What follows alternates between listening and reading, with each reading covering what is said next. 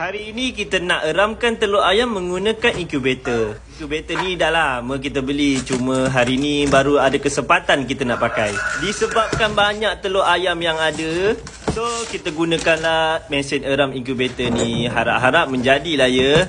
Ini pertama kali kita nak gunakan incubator yang baru ni. Sebelum ni ada juga incubator yang kita gunakan. Cara nak pasang dia senang je. Korang ikut je step yang dia bagi tu. Lama-lama jadilah sebuah incubator. Incubator ni terabur sikit, so kita kena susun semula supaya senang kita nak masukkan telur ayam tu nanti.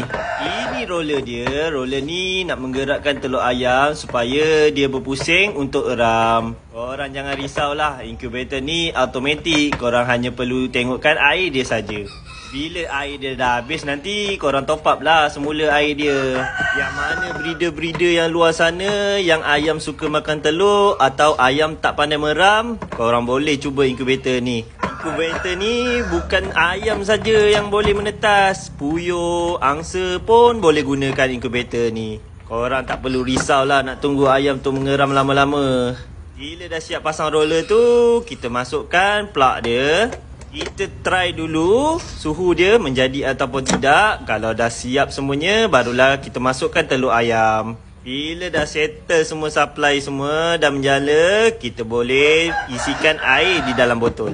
Untuk bahagian air pula, korang kena sediakan botol. Dia tak akan bagi botol ni, kena cari sendirilah. Macam saya ni, saya gunakan botol air Fanta kot.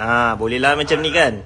Bila dah ketiga-tiga tu kita pasangkan air, so kita boleh terus masukkan telur. Telur ni kita tarikkan tanda hari ini.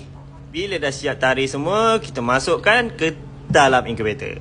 Bila dah masuk tu, kita tunggulah dia menetas. Nampaknya video kita pun setakat di sini saja. Korang jangan lupa like, follow dan komen. Assalamualaikum dan bye.